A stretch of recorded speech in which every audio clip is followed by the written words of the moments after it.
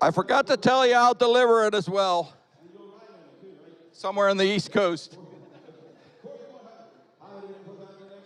Great. I got 4,000. I got 4,000 there. Yep, you're out the back. You're going to go 41. Bids on the left side. 4,100. You guys went in? 41. I think I would. Okay, got 4,000. Here we go. Got 4,000. We're going to 41 and a bill. 40,000. We're going to 41. The Bible. We're going to 4,100 and sold it. $4,000 right over here. You got a name. Thank you. I don't. Okay. Okay, gotcha. All right, thank you, Leroy. All right, that's all we have to auction off. Thank you, Randall and Glenn.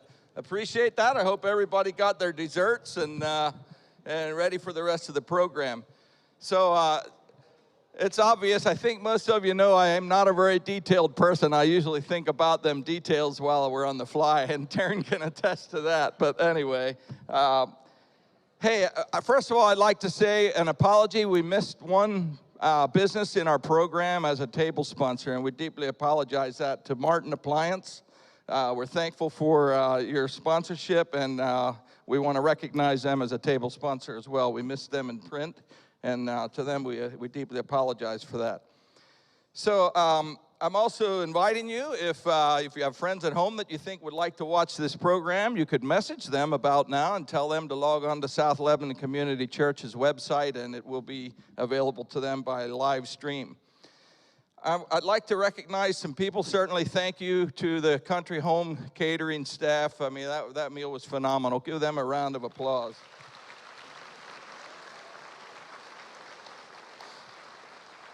So I also certainly would be remiss. I really want to thank Nevin and Rebecca Diefenbach. They have underwritten the costs for the banquet for quite a few years now in memory of their son William through the William Diefenbach Foundation.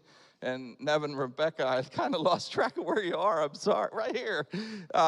Please stand, Nevin and Rebecca. We're thankful for your participation. So.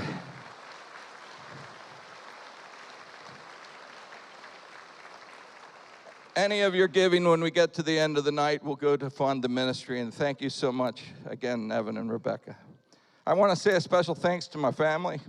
To Sharon, my wife's here, I think maybe a year or two ago. I forgot to introduce her, and she don't mind that at all because she doesn't really like that. But we're blessed to have been married for 37 years, and we're grateful for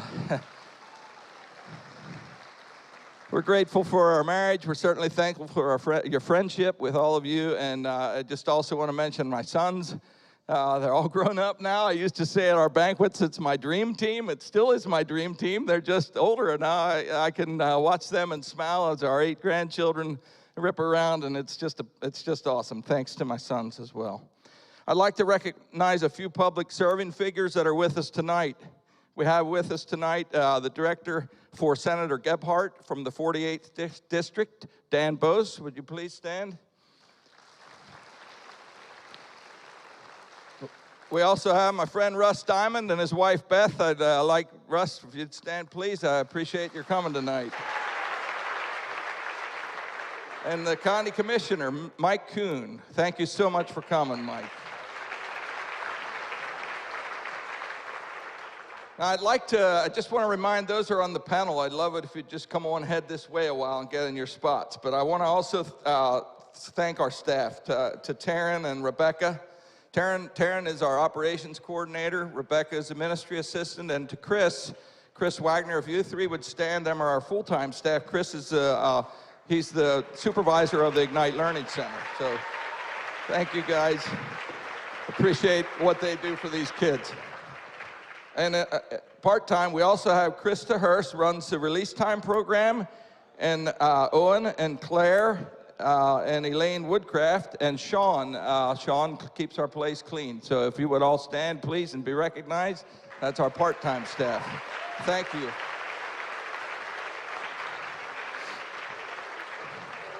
I'd like to say a special thanks to the board of directors. If they would please stand. We have a great board of directors that we're thankful for them. If you'd please stand, and I'm not going to call you out unless you don't stand, but please stand up and be recognized.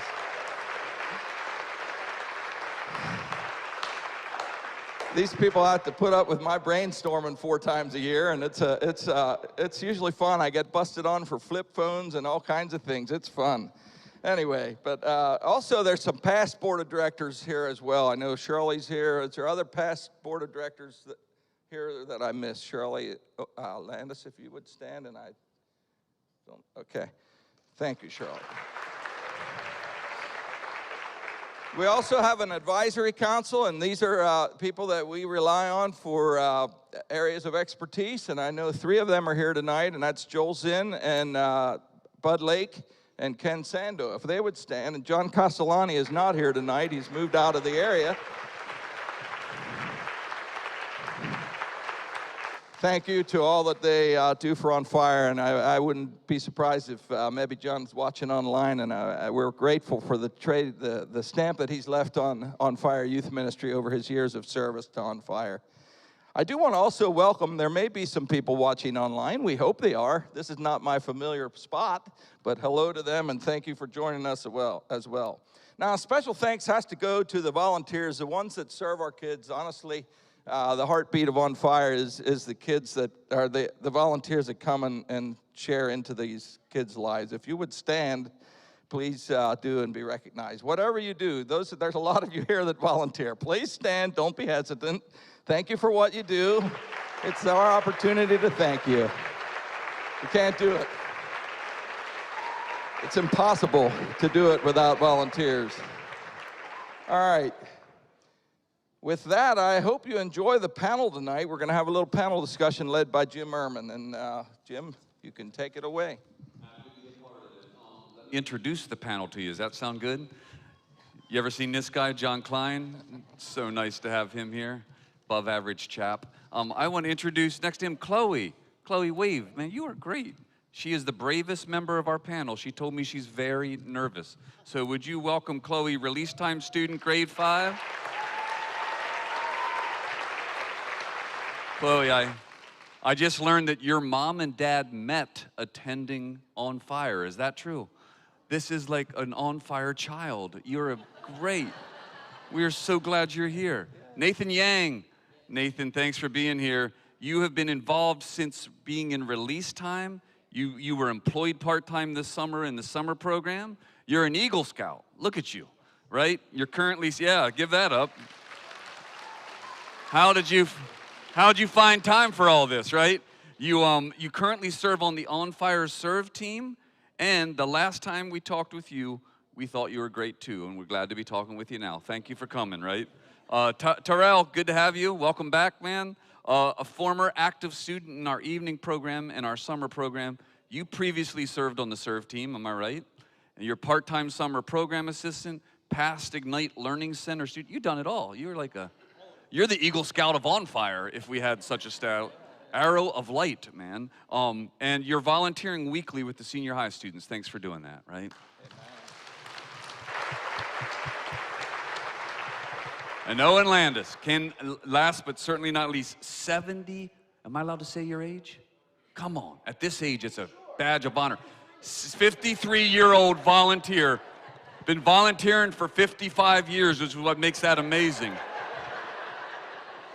He has a unique perspective as a volunteer in the evening program, and his wife is a former board member. Thanks for being with us. We appreciate y'all. Chloe, you get a choice here. You get a choice. Do you want to go first? You're being brave. You're so brave. Do you want to be first, or do you want to wait and let someone else go first? You want to wait. Pass that. I don't blame you at all. Terrell, you're up, man. Can we give you the microphone? Terrell, you grew up attending so many of the different OnFire programs. Now you give back by volunteering and serving. What made you want to do it? Honestly, the people that came before me, you know, it's like I just got to pass down the domino effect and like let the next one take up the arms, like my buddy Nate right here. Yeah. So just getting to like grow up and like experience like so many people to like bring hope to me, it was amazing, honestly. That's right. Hold the microphone. So you graduated from Ignite Learning Center. It's a high school program, wonderful program, launched several years ago. How did it prepare you to launch out after high school? Oh, it was pretty fun. We did a little bit of budgeting class, and like we learned how to change oil, and obviously math. Math definitely used that. They also got me a job over at Wenger's with John Klein. He actually helped me out, so that was pretty fun. Yeah. I'm still there currently. I think Jake's right there. He's my boss. He's pretty cool. Man, good shout out. Very smart, Terrell. This guy, this is what Ignite Learning Center can do. Budgeting and boss shout outs. Very smart. Very smart. Hey, can I jump over? I want to jump down to you if you don't mind, Owen. Can you hand the mic? I'm coming back to you, Terrell. We like you. Owen, come on. How many years have your wife and you been serving, you and Shirley? I'm going to go around the circle You're to allowed. answer this. My wife worked with teenagers when she was still a teenager. I was going to college, and I wasn't involved with the kids then. We came out and got married, and we jumped into working with youth in our local church. Mm-hmm. When you work with 2, 3, and 4-year-olds, you can only take it so long. Mm-hmm. I said to my wife, can we please start working with some older kids? We went and got into some youth groups, and when my daughter was a junior in high school, she said, Dad, you and Mom have been working with youth all the time. Mm-hmm. Go see OnFire, see what it's about. When we first came, I was talking to John before tonight, and I said, I remember going to our first banquet, and that was in the basement of the Brethren Church in Myerstown. Then we moved out to the Lantern Lodge, and then back there a couple of years, and eventually we wound up getting into Myerstown to the OnFire building, and we sort of outgrew that. And from the looks of this, John, you better start thinking about the Expo Center. That's right. Anyway, yeah. I think it's been about 20 years now that we've to been do there. this, come on, there's so many places for you to serve. I know you two are so networked in the community. Why OnFire? What about it? I'm old. I've lived a lot of days. The worst day of my life was in 1973. In 1973, my wife and I had tried for a long time for a child, and my wife gave birth to Shelby, and she was stillborn.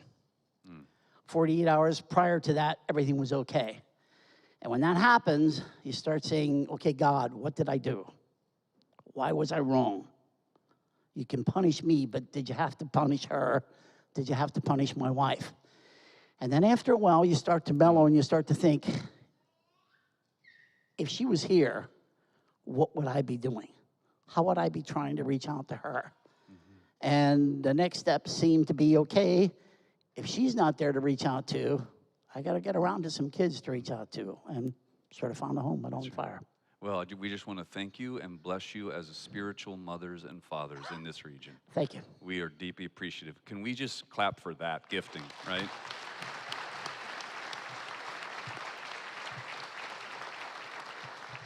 Can you tell us a story of how you've seen Ignite Learning Center impact somebody? Yeah. I taught in public school, both in Lebanon and in E-Town. And anytime you are in public school, there's things that you're going to see. And you don't see that at Ignite. There's no bullying. There's no picking on one another. Oh, they might get at each other a little bit, but it's nothing serious. Mm-hmm. And the kids really get along great. That's right. One of the things that I think that we see is that as the kids get used to me, in the beginning it was like, who's the new guy coming here to teach? Mm-hmm. And then as they start getting used to me, you'll get, do we have to do it that way? Yeah. Mm-hmm. But there's a short way. No, we'll do it this way. You're going to make us read all of this. Yeah. You're going to make us do it this way. Yeah. Why? Because that's the way you're going to learn. That's right. And after a while, they look at you, and when it clicks, they go. That's right. And then when you take the test or the quiz, and it goes well, you get one of these and the big smile. That's right. What it's all worth. Here's to Owen for not teaching new math. I didn't even know the old math, and they've claimed they've changed it. We want to say thank you for your work. Chloe. And I'm not woke. No, you're not. I barely woke this morning. Chloe, do you want to go next or do you want Nathan to go? What do you think? I'll go next. You're ready? All right, let's give a courage clap.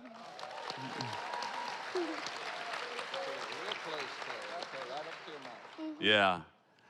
Chloe, I feel like you can answer anything you want, but can I ask you, why do you come to OnFire? What do you like about it? I like to go to OnFire because of all the nice people that teach us more about God than I actually already knew. Yeah. Than I knew. Yeah. How would you go about asking a friend who's never come to these things to come with you? Do you ever want to invite a friend? Like, how's that go down? How do you feel? I once asked my friend Brianna.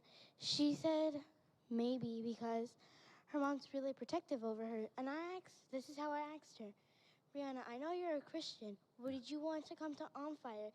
It's where you learn more about God and where you get to hang out with friends while doing it. Yeah, that's a good life, isn't it? Mm-hmm. Oh, what a good answer. You can stay here as long as you want. You are wonderful.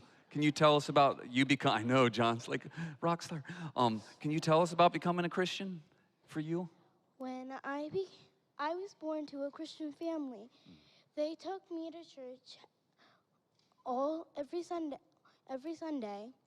And then in second grade, one day I just gave my life to the Lord. And then I just... It just was right. That's right. And you love being part of the community at OnFire? Yeah, Well, we I love do. that you're a part of it. It's people like you. You're like the artwork hanging in God's kingdom. You are wonderful. Pass it back to Terrell. Terrell, yeah. You're wonderful. Good job. Terrell, tell us a little bit about coming to know Jesus. Okay.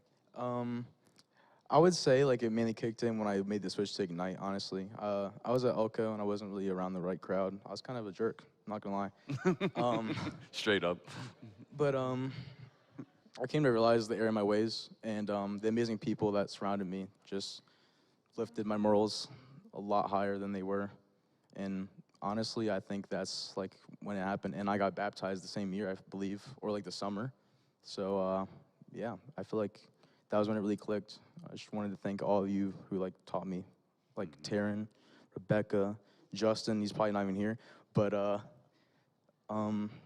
John, obviously, he got me my first job as well. And sorry for the shout outs. I'm sorry. Yeah. But yeah, I feel like the people around me, when I made the switch to Ignite, like when they motivated me to go further, I think that's when it really kicked in. And I come to know God. Yeah, just before we move on, because you just brought some up. A lot of us were together at the Wenger Praise Dinner. Isn't that wonderful? A couple months back, and I had the privilege to talk a little bit about that passage in the book of Acts where Paul was in Damascus, right? And it's right after he gets converted, and do you remember he was about to be put to death, and it says, and they took him at night and lowered him in a basket through an opening in the walls, right? And remember we talked about the names of those 4 or 6 people that lowered Paul never got reported in the Bible.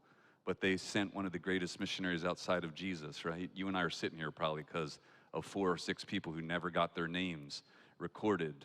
But it's little known unnamed nobodies who take the ropes and do the work that we see the difference. So I want to clap again. Terrell pointed them out. All of you volunteers, we want to give you a round of applause. You're the little known unnamed nobodies changing the world. So here's to you, for real. Thank you.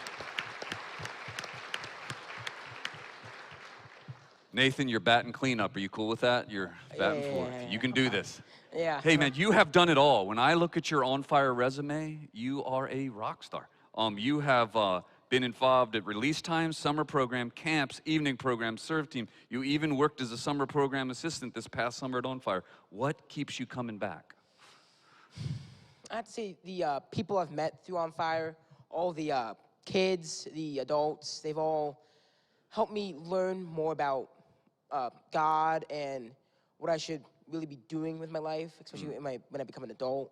So it's, I think the bonds and the friendships, like me and Tyrell, we met through OnFire, and it was one of my best friends. So it's really life-changing.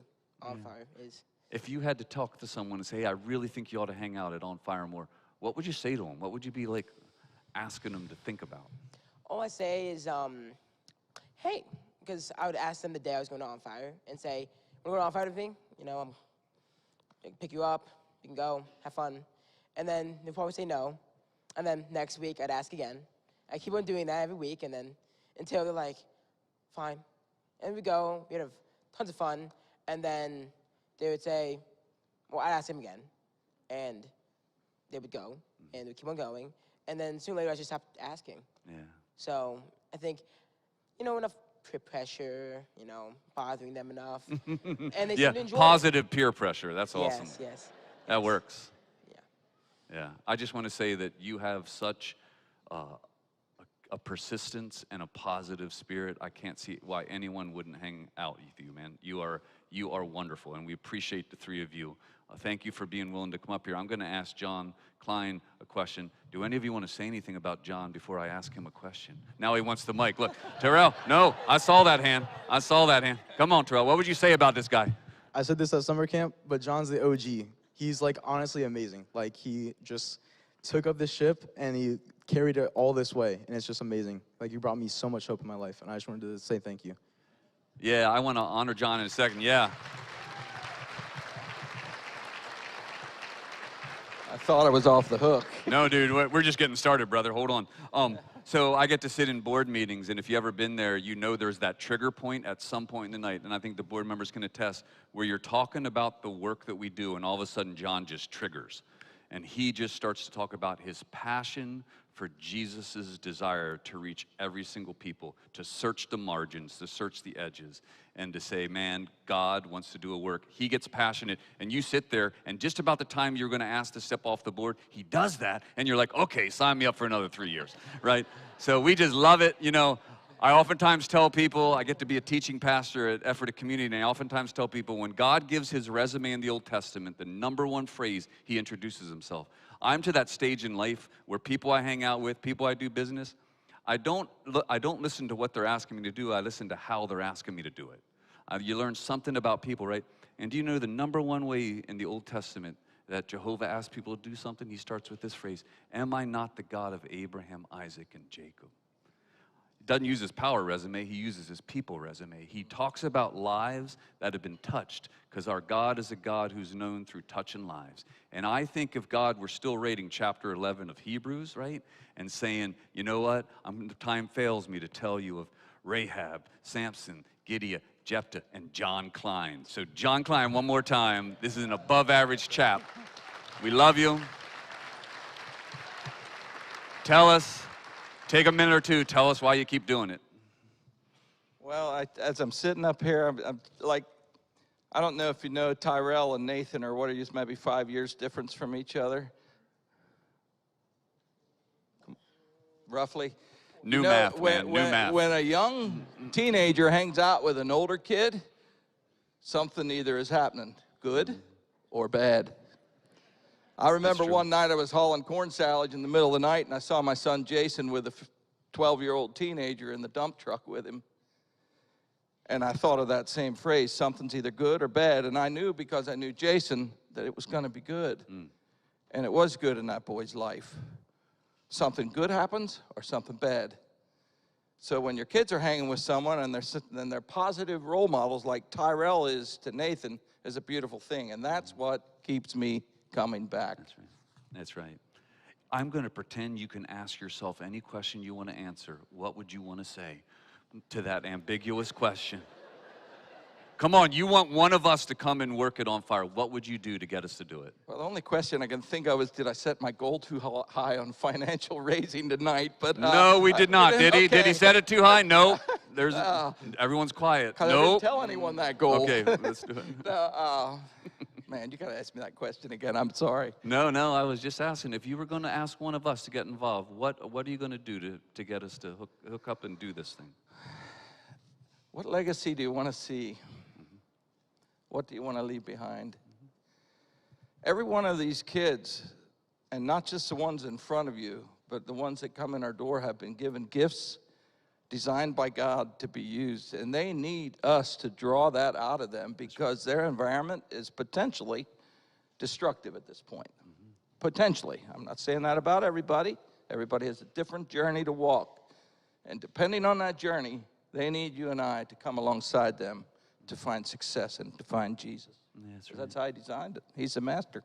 That's right. Well, we believe in you. I was talking to someone recently. The fastest thing we know of in the universe is the quartz crystal. It vibrates at 9 billion movements a second. There's 8 billion people on this planet, and if God's is only as fast as his fastest creation, I think he's faster. He thinks of every human being at least one time a second, right? And if his thoughts are that vast that outnumber the grains of sand on the seashore, I think one of the biggest challenges is not God's love for people, but how to deliver it to people, through people.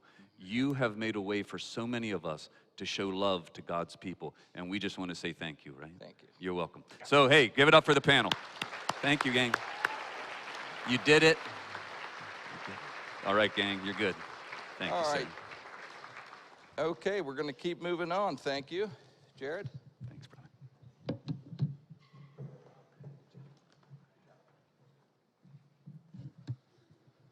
Well, how about we give another round of applause for the panel there.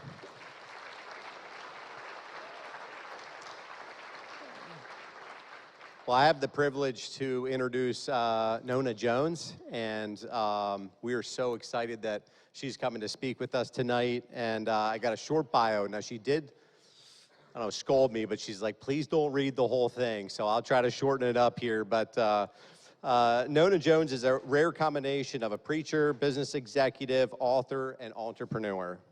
She is the best-selling author of 2 books, Success from the Inside Out. That's documenting her unlikely story of success after a childhood filled with physical and sexual abuse, and from social media to social ministry, which that's a good one. I got kids getting into social media right now.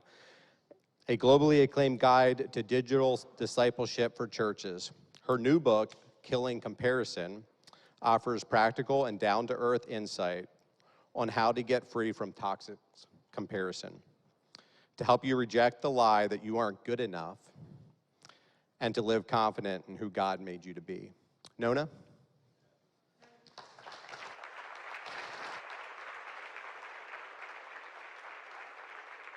Thank you. Wow, this has been such a blessed night. There's just the Spirit of God is in this room. And I'm going to try to get through this without crying, because as I think about the impact that this community is making on the lives of young people, it's just inspiring. It's just so inspiring. I want to thank John for inviting me to be here. I want to thank the entire team for planning this event so lovingly. There's so many details that happen behind the scenes, and I'm just so grateful for the love that has gone into this. I want to begin by sharing the tale of 2 baby girls who were born this morning in Pennsylvania. One baby girl is currently resting in the safe, loving embrace of parents who anxiously awaited her arrival. The moment her mother learned she was pregnant, she told her husband, who, with tears of joy in his eyes, he swept her into his arms and he hugged her tight, excitedly yelling, "I'm going to be a dad," at the top of his lungs. When they called their respective parents and siblings, everyone unanimously agreed that it was the best news ever. The other baby girl lies alone in the hospital nursery, crying and uncomforted. She was born to a mother who didn't want to have her. And when her mother told her boyfriend that she was pregnant, he immediately denied that she was his. He stopped returning her mother's texts and calls, and he simply shifted his attention to the other women he was seeing. You see, he had used her body as nothing more than a waste receptacle for his own dysfunction. When her mother told her own mother that she was pregnant and the father denied it, the only response she got was, "I told you that boy didn't mean you any good. Now you're stuck with a baby just like I was at your age." When the first baby girl and her mother are discharged from the hospital, her father will drive 10 miles below the speed limit to make sure he gets his wife and new daughter home safely. And when she arrives at that home, she will be carefully placed into the crib that is located in the room that her parents decorated especially for her. The room will be lined with toys to help her learn and develop, and books that her parents will read to her at night. As she grows up, she will find herself surrounded by family who do everything they can to nurture her success. Her mother will become active in the PTA, and when she inevitably makes a poor decision in school, her teachers will take extra time to help her see her error while encouraging her that she can do better. When that second baby girl and her mother are discharged from the hospital, her mother will get picked up by a cousin who is on her lunch break and rushing to get them home so that she can return to work. When she arrives at that home, she will be left in her car seat in front of a television while her mom checks social media and talks with friends. When she cries out in hunger, her mother will roll her eyes and yell, "Shut up." Instead of having a room to herself, she will sleep in a room with her mother and uncle. And as she grows, she will find herself surrounded by family who do everything they can to make her understand just how unwanted she is. When she inevitably makes poor decisions in school, her teachers will chalk it up to her being a bad child. They will put her in remedial classes, and they will discipline her by sending her out of class and making an example of her in front of her classmates. The first baby girl will mature into a model student who will go on to graduate near the top of her class before heading off to college. Although she earned a full scholarship thanks to her academics, her parents had also invested in a prepaid college plan to make sure that her education would be covered. When she goes off to college, she will get involved with student organizations. She will become president of her sorority, which will expose her to successful women and their professional networks.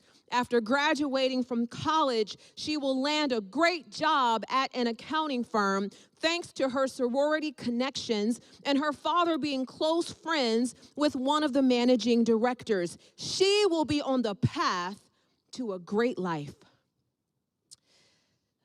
But the second baby girl, she will grow tired of constantly being sent out of the classroom. So she'll decide to take matters into her own hands. She will stop going to school altogether in middle school. Her grandmother will tell her that if she isn't going to school, that she has to get a job. But at only 12 years old, she isn't old enough to work. So she will decide to do the one thing that she can do. She will sell her body, a body that her uncle and her mother's boyfriends had abused for years. She'll eventually get arrested. She'll become a juvenile delinquent, which will make it almost impossible for her to find work until she turns 16.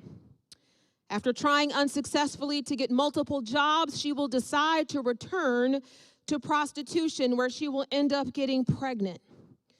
She doesn't know who the father is, but she thinks her pregnancy can at least get her access to housing and government support. She'll decide to keep the child, not because she wants the child, but because she needs a place to live. And when that baby girl is born and cries out in hunger, she will be told, "Shut up," too. You see, every day across America, babies are born into one of two situations. They're either wanted or unwanted. Research shows that when babies are born into families that want them and invest energy into nurturing and protecting them as they develop, those babies are far more likely to mature into a thriving adult. But when babies are born into circumstances where they're not wanted and their life is filled with trauma, uncertainty, and a constant onslaught of pain, they are far more likely to struggle later in life. Now, I don't say this as an academic exercise. I say this because I know this to be true. You see, for many years, I led an organization in Florida that served girls who were at risk for delinquency. They had personal histories of trauma that included physical, sexual, verbal, mental abuse, poverty, community violence, parental incarceration, drug addiction, and so much more. These girls came to us after being suspended or expelled from school due to poor decisions and behavior. General society thought of them as lost causes, but where society saw a problem child, we saw a promised child. I've seen the power of hope play out right before my eyes, and I want to tell you just one true story about a girl in particular who proves it out. You see, she was born to a mother who didn't want her. Her parents had actually been married for 13 years before her mother found out she was pregnant, but the moment she found out, she cried. You see, her mother grew up in a 2-room home with 11 brothers and sisters. She regularly watched her father beat her mother within an inch of her life, and she believed that her mother stayed in the situation because of the burden of taking care of the children. So this woman vowed at an early age to never have children so she would never have to let a man beat her. And although she ended up married to a man who loved and cared for her, her own trauma convinced her that having a child would ruin her life. So when she told her husband that she was pregnant, he was excited to finally become a dad, but halfway through her pregnancy, he was diagnosed with terminal stomach cancer. He was given 6 months to live. He fought hard and he lived until 2 months shy of the girl's 2nd birthday. And after the funeral, her mother moved into another state where she met a guy who became her live-in boyfriend. And unfortunately, he began sexually abusing that girl at 5 years old. He told her not to tell her mother or else she would get rid of her. So she kept it to herself for 2 years of repeated abuse until one day at the age of 7, the girl worked up the courage to tell her mother what was happening to her. Her mother had the man arrested. But on the day of his release from jail, she took her daughter with her to pick him up and brought him back home, where the abuse resumed. In addition to being sexually abused by her mother's boyfriend, her mother became physically and verbally abusive. The girl didn't know how to process all that was happening to her, so she started acting out in school. She became defiant. She became disruptive to her classmates. No one ever asked her, why was she behaving the way that she was? They simply punished her and pushed her out of the classroom. They told her she had behavioral problems and a learning disability. And at the age of 9, the girl tried to end her life by drinking laundry detergent. She tried again at the age of 11 by taking a knife to her wrist. But while drowning in hopelessness and despair, a teacher in the 6th grade looked beyond her behavior and spoke to her potential. The teacher told her that she was smart, that she was capable. She told her that she was a leader. And that teacher started to spend time with the girl to help her realize her potential. She got with other teacher colleagues and she advocated for the girl to be placed in advanced classes. And after being put in those classes, the girl started to excel. She became an AB honor roll student, and when she got to high school, she was placed in advanced placement classes.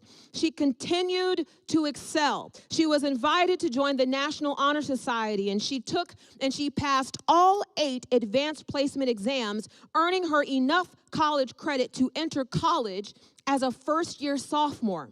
Her high SAT scores got her designated as a National Achievement Scholar, and she ended up attending college on a full academic scholarship. All of this happened because when she was at her worst behavior, a teacher cared enough to see behind and beyond her behavior to speak to her potential.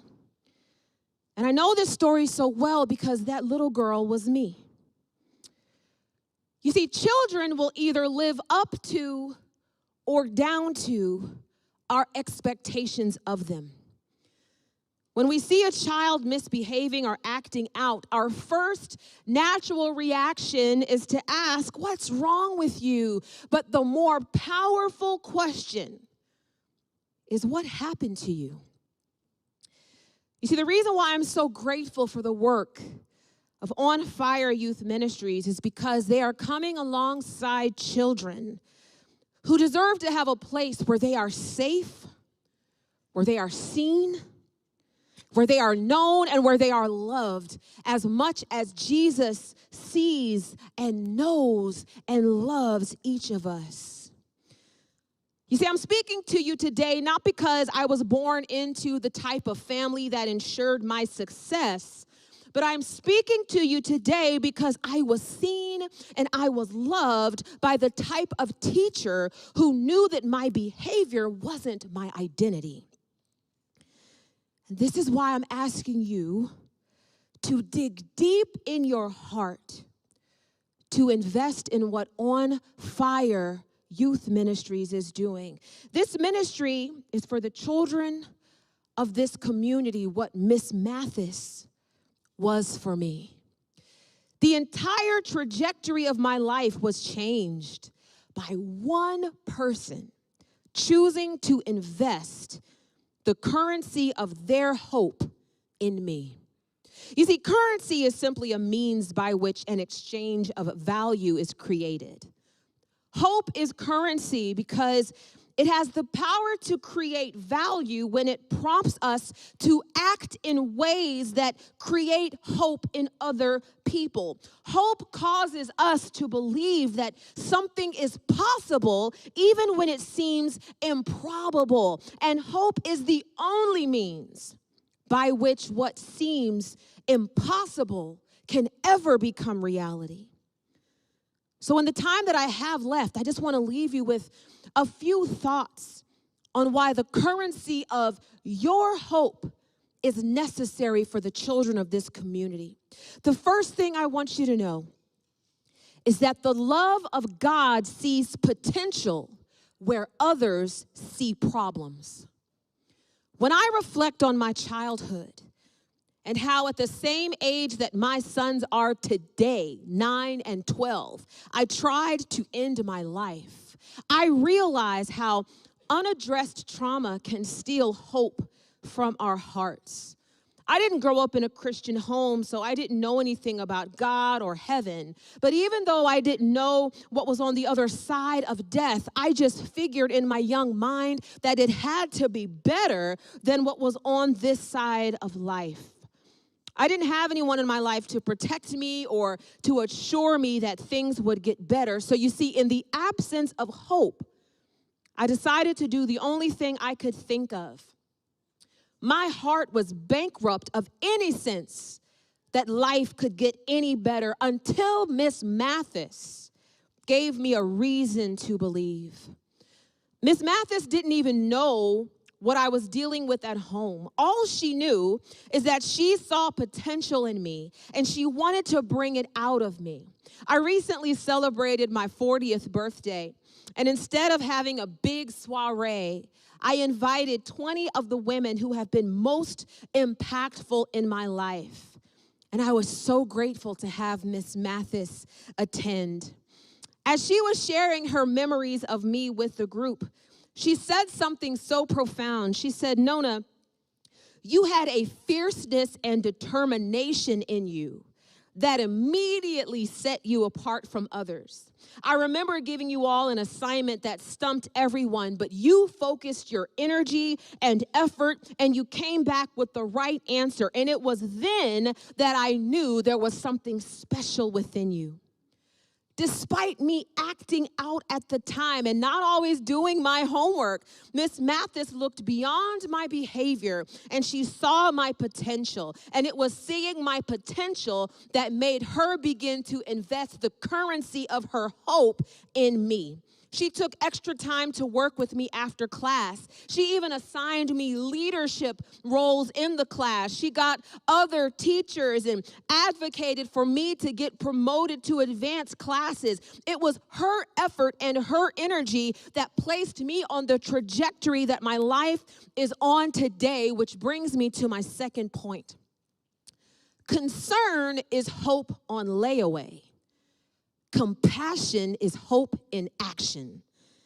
It's very easy to have concern about something. All you have to do is see something wrong to be concerned about it. But concern is not the same as compassion, because concern sees what's wrong, but compassion works to make it right. There's a very familiar Bible story that illustrates this perfectly. In the book of Luke, chapter 10, verse 30, Jesus says, a man was going down from Jerusalem to Jericho when he was attacked by robbers. They stripped him of his clothes, they beat him, and they went away, leaving him half dead. A priest happened to be going down the same road, and when he saw the man, he passed by on the other side. Notice, he saw the man. He was concerned because he saw it.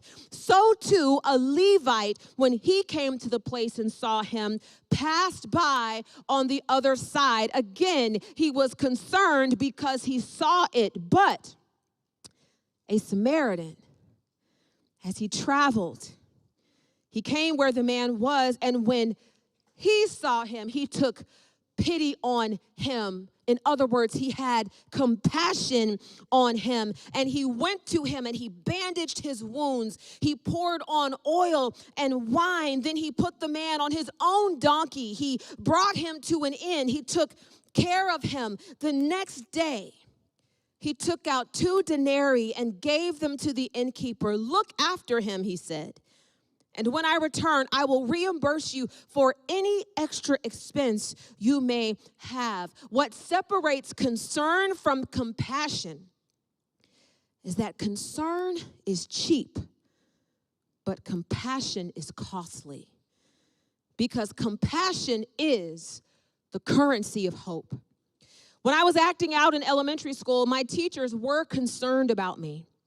They saw my wrong behavior and they scolded me. They sent me to the principal's office. They moved my desk so that I was sitting by myself. They addressed what was wrong, but they never worked to make it right. And because of that, I didn't change. Many of the children served by OnFire Youth Ministries have been told what's wrong with them. They've been punished. They've been penalized, they've been disciplined out of concern for their behavior. But it's the work that this ministry is doing that goes beyond concern to compassion. I happened to find out at my 40th birthday gathering something that I didn't know about Miss Mathis. She told me that while I was in her class, she was actually going through a divorce, and she wasn't sure how she was going to take care of herself and her young daughter at the time. She said that she was so distracted by what was happening in her personal life that she was afraid it would show up in how she interacted with us students. But instead, I had no idea. Her compassion for me spoke so loudly that I never knew what she was facing in her private life. You see, compassion does that. It causes us to set our personal needs aside for the good of others. And this is why compassion is hope in action. When we believe in a child's potential despite their behavior, we act. We act to make sure that they know that we believe beyond what we see. Compassion compels us to do more and give more and serve more, because on the other side of what we do and on the other side of what we give is a life that is worth investment, which brings me to you. You see, changing the world begins by changing the lives within your reach. Statistics show that every year, Almost 4 million children are abused in the United States. And for an individual person, that number can seem so big and so daunting. It feels so big that it can make us believe that the contribution we can make to the problem isn't big enough. But I want you to know that just as Miss Mathis was one person who changed the trajectory of my life, all it ever takes is one person to change the trajectory of another. Here's the thing, y'all. We're not responsible for changing the entire world. We're simply responsible for changing the part of the world that our influence touches. There are some people in this room tonight where your influence does touch the world. Through your work, through your business, through your life, you have relationships around the world. But then there are others of us that our influence touches our neighborhood. It touches our city, it touches our county, our state, our region. But regardless of how far or how near your influence may extend, you have the power within you to make a difference by investing in OnFire youth. I'm a living witness of what happens when someone sees the potential living beneath a child's behavior, but decides to let hope lead them to help anyway. When someone decides to give that child time that they may not have, to invest money in that child that is sacrificial, to speak words of affirmation to that child that may not match the reality that we see in front of us. But as I look out in this room tonight, I see world changers. Because every single one of you has the capacity and the potential to touch the life of a child, and within that child's life is a legacy that can impact the world. Tonight, you have the power to exchange hope for hopelessness by supporting the work of this ministry. And I count it an immeasurable joy to be able to stand here today on the other side of Miss Mathis's investment of hope in my life. There are children that you may never see or meet who are just like me. One hope exchange away from an entirely new life trajectory. So I thank you so much for being here and for being the ones who protect and nurture the children who don't have enough hope to see the future that God has for them for themselves. So they have to borrow your hope in order to imagine something new and better is possible. And this is because you are the difference makers. Thank you so much for having me. God bless you all.